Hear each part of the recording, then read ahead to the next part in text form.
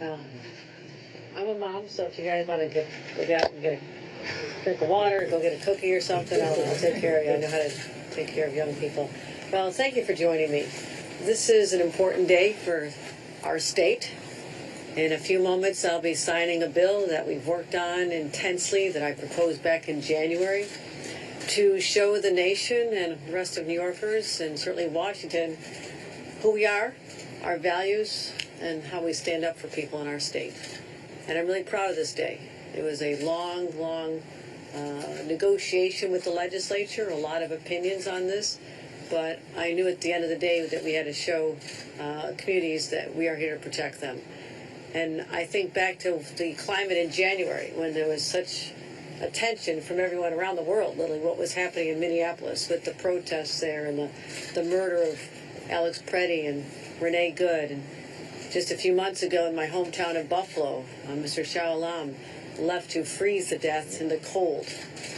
And I knew his story, and I grieved with his widow and his sons, and it just broke my heart. And my concern is that, the attention span of this country moves on quickly. But there's still people being affected, and institutions being affected, houses of worship being affected, and schools being affected, and people are afraid to go shopping, and so little neighborhood bodegas are being affected. And so all of you represent an important voice for me to hear today, but also just so you hear from me what we're intending to do in a few moments is to say that we will not be allowing civil immigration to occur with ICE agents in sensitive locations unless you have a court order or warrant for arrest. That would be a church, a place of worship, a school, a community center, our courthouses, because we do not want this rampant abuse of power, flagrant abuse of power, to continue anymore in our streets and in our communities. So we're standing up. We're also saying there is no reason why ICE agents need to have a mask on. Other federal agents do not. You don't see it on DEA agents, ATF agents, FBI agents. You don't see it on our state police, our local police.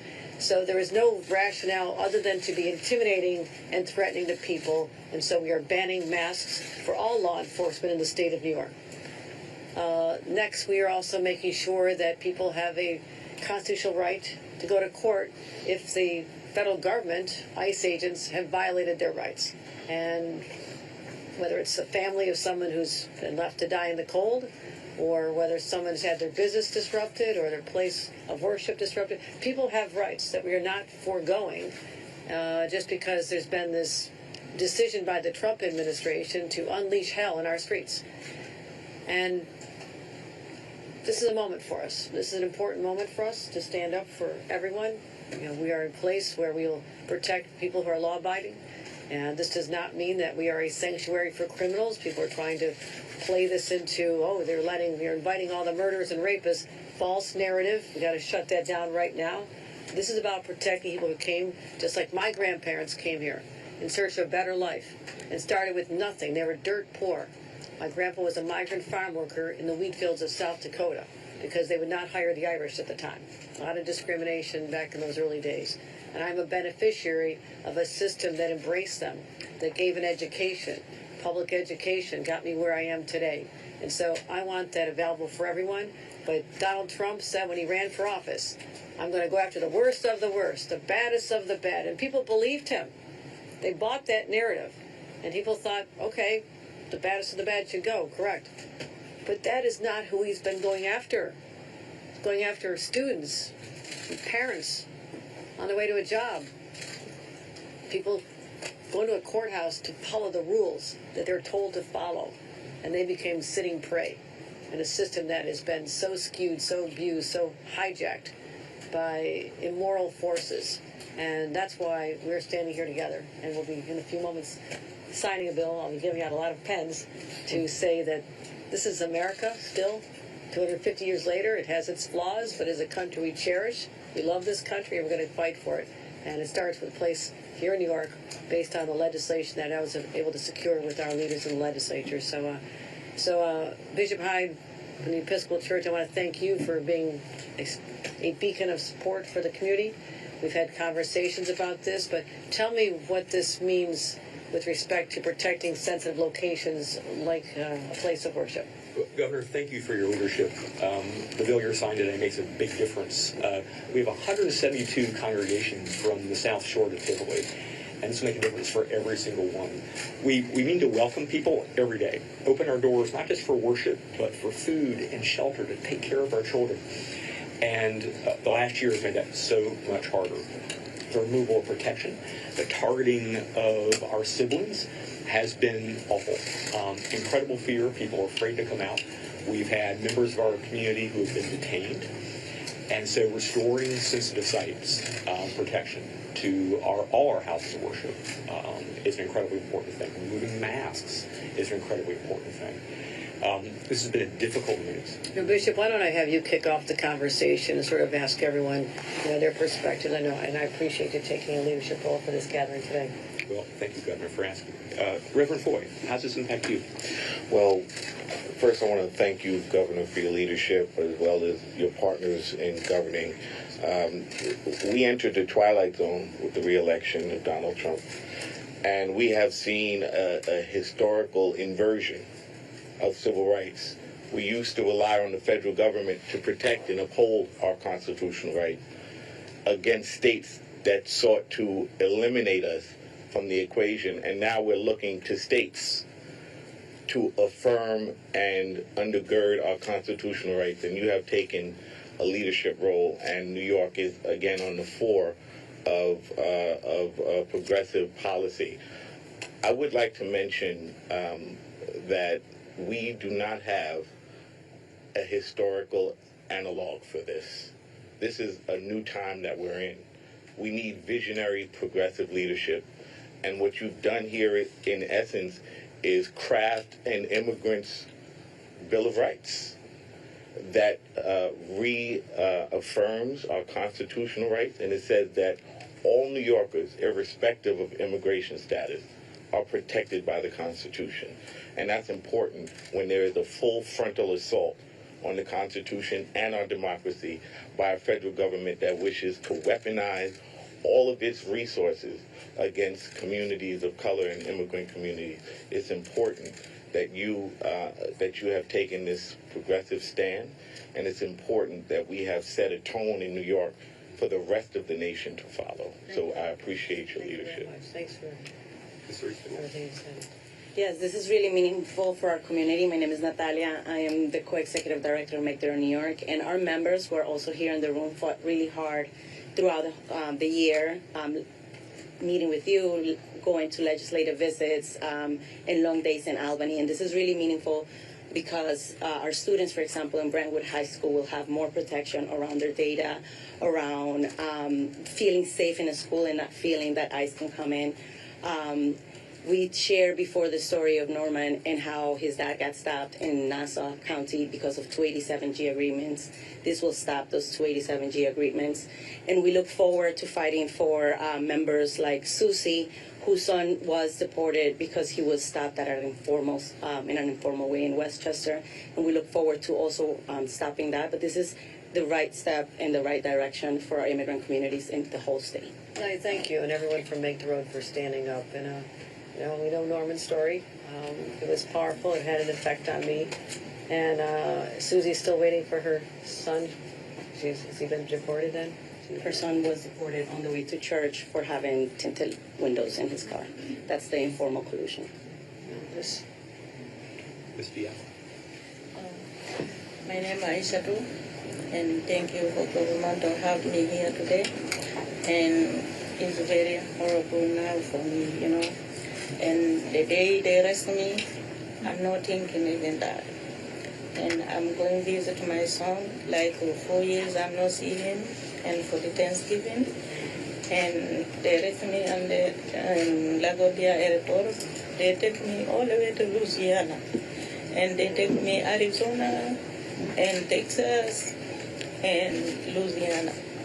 And I don't know why they tie my leg, even like I kill somebody or I do something criminal, And every day I'm thinking my head is, like, but I hope it's gonna be okay. And thank you for everything to help. I'm sorry for what you had to endure Yeah. in this country. Yeah. In this country, that has never been how we've been defined. We've always stood up as a beacon to other countries and how we treat people. And I'm sorry that you were collateral damage to a policy that is so innately cruel. And And I think in America here, they're helping the people. They're not like making killing the people. Here is making the people come, helping, doing nice, everything. But now is everything changed. It's very, very, very ridiculous. you're a strong woman, a very strong woman to be able to handle that and come tell your story. I'm grateful for that. Mr. Rubin. My name is Bishop Raymond Rivera, and I represent a network of 3,000 Latino churches here in New York City and in New York State. And I want to thank the governor for her inspirational words rooted in deep conviction, and also for everything you're doing as it relates to affordability, health, education, even insurance. All of that helps the Latino community. A third of all New York City residents, as you know, are Latino. And not only that, but in the enclaves of New York State, Rochester, Buffalo, there are vibrant Latino communities. This legislation is significant for our community because the majority of the people that are affected by this are Latino. But let's be clear to the press, this is not a Latino issue. There are continental Africans that are affected. There are Caribbeans that are affected. There are people from Islamic countries that are affected. So while sometimes it's stereotyped as a Latino issue, this issue affects a diversity of people. In this legislation, the mass agents, sensitive places of worship is very important to us. So we just want to affirm your leadership. We know it's not just political, it's rooted in your deep convictions, in your own faith tradition, and we're glad you're standing not only with our faith community, but with communities that even maybe have no faith, but they're also affected by this issue. And I think that your leadership is very important. So on behalf at least the Latino community, again, 1/3 of all city residents, a significant population in New York State, it's a very important stance that you're taking, and we just want to, at least as a faith community, affirm your leadership. Thank you, Bishop Rivera. I appreciate that. Thank you very much. I'm Joseph Cardona. I'm Norman's father. I'm very thankful for everything you do. Thank you. I've been 8 months in detention center, and I've been through all this situation. It's a terrible trouble, mental health, and thank God I'm being strong, and I can go through this, and thank you for everything you do for the workers, and because I'm not a criminal, just looking for something to survive, to feed my kids, and to pay all my bills. That's all I do. And it was terrible over there, but thank God I'm here. I'm back. Thank you, and thank you everything. I started crying when Norman told me your story. So Oh, thank you. it was so emotional. It was so emotional. He said everything you did was for you, and he made the honor roll, and he wanted nothing more than to tell you in person that he made the honor roll. That just brought me to tears. So thank you. Thank you very much. You raised some good boys. You did good. You did good. I'm glad. I'm proud of them. Yeah. And I couldn't take my older children because he wasn't testing. So, but I took Norman and But all I want to say is thank you for everything you do. All right. No, those are the stories. They're the real ones, the human ones, the ones that they don't touch your heart and break your heart. Then you really are not really human. You've lost compassion, and so Thank you. God bless you. I'm so happy that you're back. Thank you very much. Governor Hochul, I'm Sean White, superintendent of the Roosevelt Union Free School District. 68% of our students are Hispanic Latino, and the other percentage of 32% of our students are African American. You know, one of the things that we teach our students in our schools here in the state of New York and around the country is our core democratic values. And one of those core democratic values is common good. And I, unfortunately, was in a situation where I found out that one of our students, one of the very first student in Nassau County on the island that was detained by ICE, was just coming home from going to the grocery store. And it was in the month of May or early spring. And when he was detained, he was on his way to graduating and getting his high school diploma. And unfortunately, he didn't have the opportunity to walk like everyone else at commencement to get his diploma, to shake hands with the Board of Education and have that special moment with his family. And in that situation, he was sent to Texas outside of the state of New York at a detention center where I ended up having an opportunity to visit. I took some time off to go over there and meet with him, to have a conversation with him, and make no mistake about it, it is a prison that they're placing these individuals in. So he was there for a number of months, and I also want to let you know that what they do to these detainees, especially these young detainees, is they try to intimidate them. They try to tell them, either you sign away on this sheet of paper your rights or if you and choose to self-deport, or we'll deport you and you now have the right to come back. That's what he was told. So he was fearful he would never have the opportunity to come back here to New York, Nassau County, to be with his family.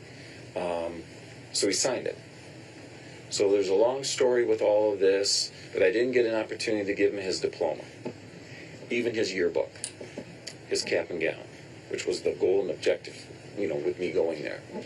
So him being deported, I made a decision to go out to Guatemala because I didn't want this story to end there, and I had the fortunate opportunity to meet with his family, his dad, his sister. His mom, unfortunately, has gone on to glory and didn't have the opportunity to be there for him. But at least I had the opportunity to give him what it is that he was denied on the day of graduation. It was just simply delayed. So I'm grateful for your work. I'm grateful for the state of New York and you keeping our students and our school districts safe. Thanks for the compassion you showed this young man. These are the quiet heroes that walk among us. And that conviction that this young person decided it deserved, which you gave him, is a story I'm going to keep with me. And that we are fortunate to have people that just care so deeply. I'm proud to be a governor of a state that has people like this who will be on the front lines of fighting in their own way. Thank you. Mr. Reed? Good morning. Frankie Miranda, President and CEO, Hispanic Federation. Governor, I just want to say thank you. Thank you for your leadership. From the very beginning, you have been an incredible friend to our community. But I want to double-click on something that you mentioned when you started this conversation, and it's about sending a strong message to the federal government. From the very beginning, you have been an incredible champion of defending the rights of all New Yorkers. But what is happening today is going to have a repercussion at the national level, sending a strong message of what can be done at the state level to protect people at the state level, to serve as a model of implementation, but also sending a strong message to the federal government that this will not be allowed or tolerated in our state. And you're leading that charge. You're leading that charge. Because what we have been seeing in Chicago, Los Angeles, Charlotte, and Minneapolis, and so many other places, it is truly a rehearsal for what they want to do in New York. We represent what they hate. We represent sanctuary cities, we represent the economic prosperity of a state that is driven by the right values. And you are the head of this state, and you have demonstrated that leadership and that commitment. And we need to make sure that what is happening in other states is not a rehearsal, but that what they want to do in New York. Now they know that they will have a really, really hard time if they think about coming here the way that they have done in other states and other cities. So thank you. Now we need to work on our communities to really understand their rights and that they're protected, and that is our commitment as a nonprofit sector to be those trusted messengers for you and for this legislature. No, thank you so much. Thank you so. And one other dynamic that was referenced is the ban on 287G agreements, which simply allow for local police officers to be deputized as ICE agents. And our view is, and I dubbed the law local cops, local crimes, I want our local police officers focused on local crimes, or responding to an auto accident or a domestic violence case or a shooting. And I'm funding many of these entities. We've allocated over $3 billion in the last few years toward law enforcement, all local law enforcement. And to know that there's an agency, the ICE has $85 billion operating budget, $85 billion. They're literally taking people off the streets and deputizing them. They do not need or should have access to our local police, who have another job to do that is paid for by the local taxpayers in the state of New York. It is wildly inappropriate that these be allowed. Want some water? That's some water for me. That's water, Kate. I know there's a lot of water. We're grabbing one. Okay, thanks, yeah. That's all right. So these contracts are for a number of months. We're telling all the entities, I think there's maybe 9 counties, maybe 12 agencies around the state. So it's not, we have 62 counties, only 9 do this. But they will be vocally opposed to what we're doing here, but they're saying they have to go back to their own residents and explain to them why you're allowing police officers to be taken off their jobs to do civil ICE enforcement, civil immigration enforcement. Not fighting crimes, not protecting the community, but to do ICE's job for them. That's what we're ending as well. That makes no sense to me. And using jails that are supported by local taxpayers to be your own detention centers, we're banning that as well, because some of these are hellholes as well. So these are the fights we're up against, but you just have to do the right thing in life. And today is so crystal clear to me what is the right thing to do on behalf of the people of the state, and, as you mentioned, Frankie, to send a message to Washington and the rest of the country that enough is enough. Enough is enough. So we're going to really quickly clear this all around. How you doing? Welcome, Stacey. Is it all right? Yeah, how's school going? Good, really? Yeah. I'm afraid to have you. 7.